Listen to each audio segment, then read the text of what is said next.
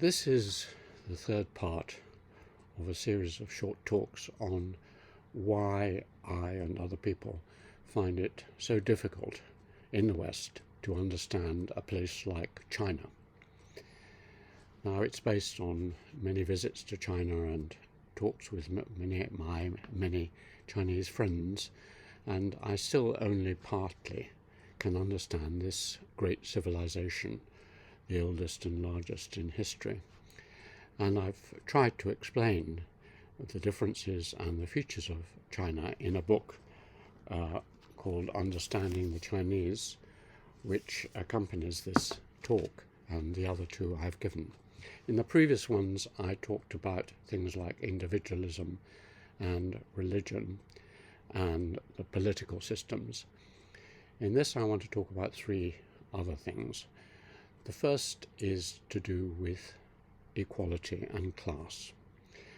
I come from England, and England is in many ways the most class-conscious civilization or nation in history. The classes are fairly permeable, you can move between them, but they form the basis of much of the social life of the English, the upper class, the upper middle class, and middle class, and so on. And so class and stratification are built into the way I think.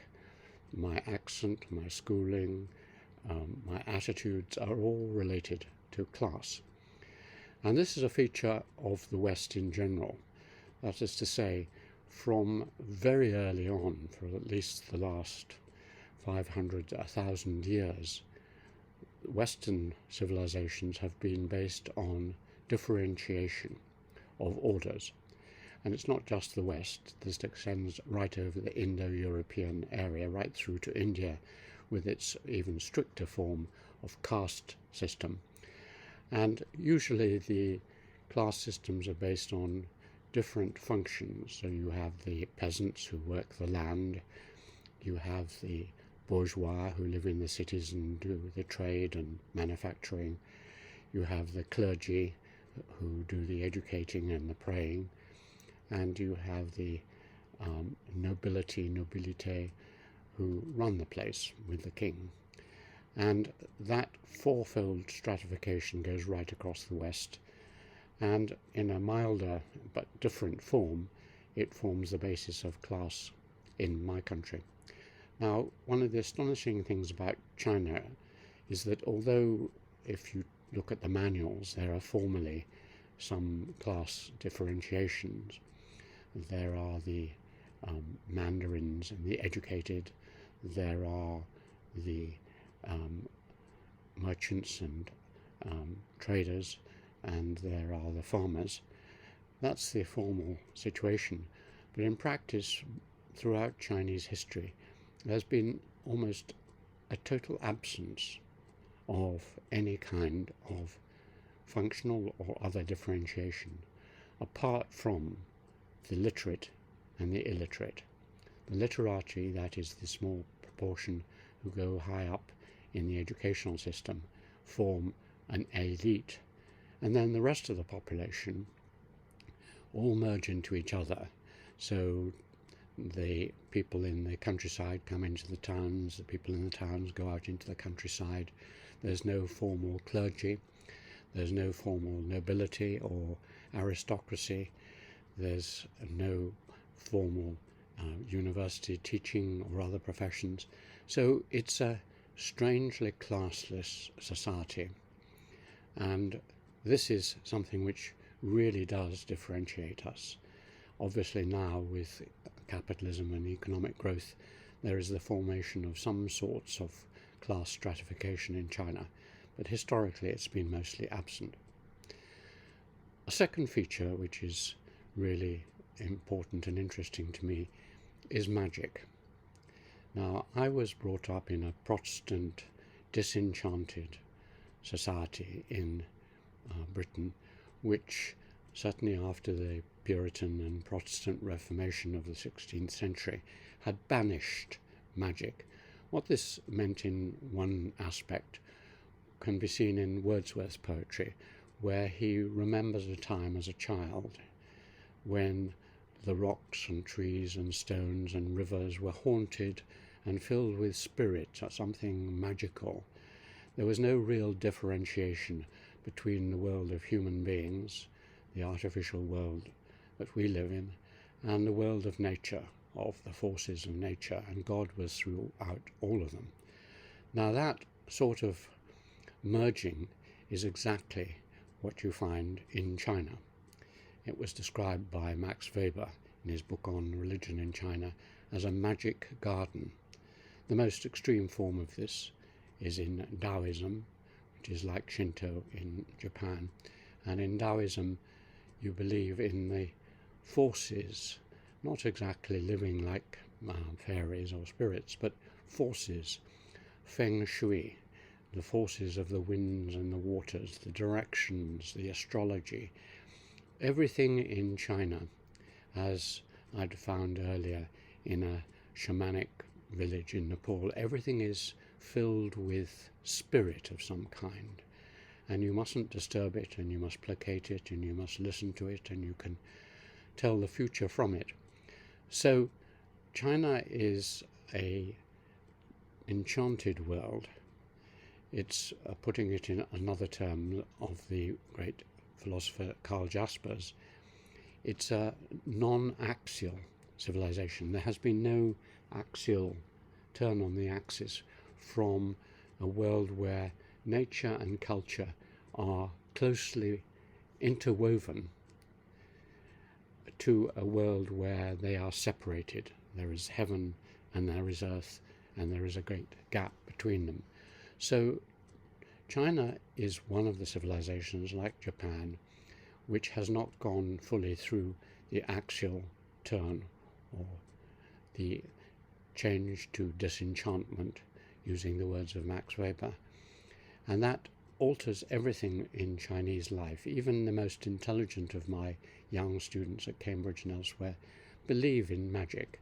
They'll suddenly tell me that they've done some magical procedure to foretell how they'll do in their exams, or they're using magical medicines or whatever. So throughout China, it's a magic realm. And coming back to my own Puritan ascetic divided world of grown-ups, having left the world of childhood where there is magic, I see the huge contrast between these civilizations, which is enormously refreshing and intriguing.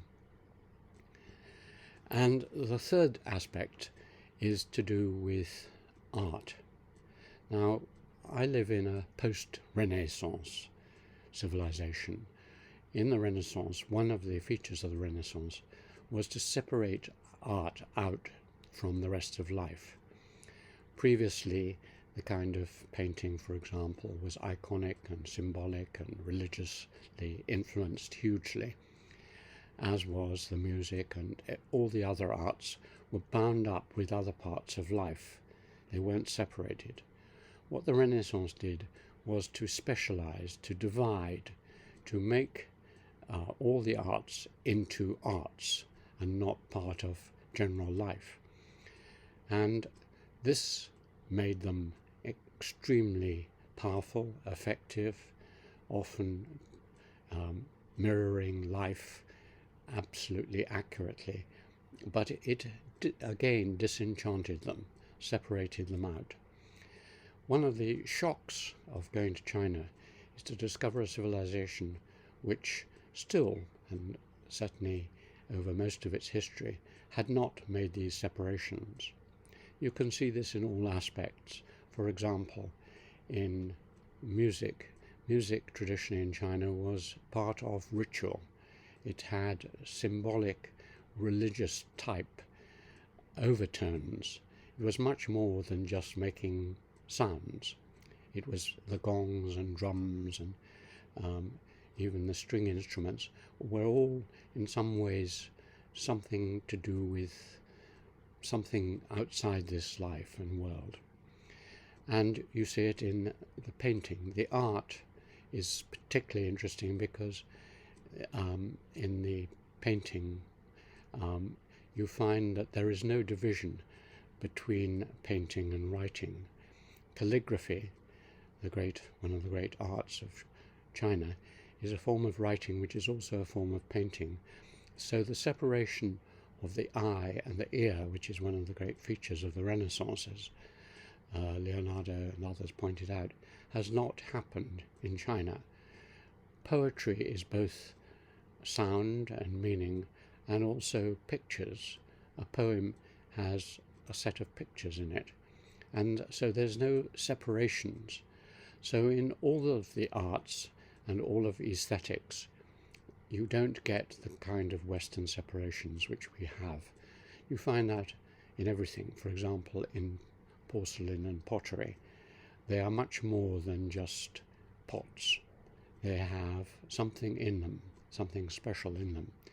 Or again in gardening, the great beautiful Chinese gardens with rocks and pools and goldfish and so on are places to meditate and to get spiritual sustenance from. That's partly true of all gardens, of course, but it's extreme in China. So our separations of the arts into different arts and our separation of the eye and the ear are absent in China, and this again makes it feel refreshing and different. Now, all these kinds of differences I've talked about in elsewhere are ones which, once you know they're there, you can then begin to explore the similarities as well as the differences. But as long as you stumble along, not even being aware of the huge gulfs of understanding, appreciation, sensitivity in different civilizations, there is going to be a lot of misunderstanding and, sadly, often a lot of conflict. So that's 3 more types of difficulty we can overcome.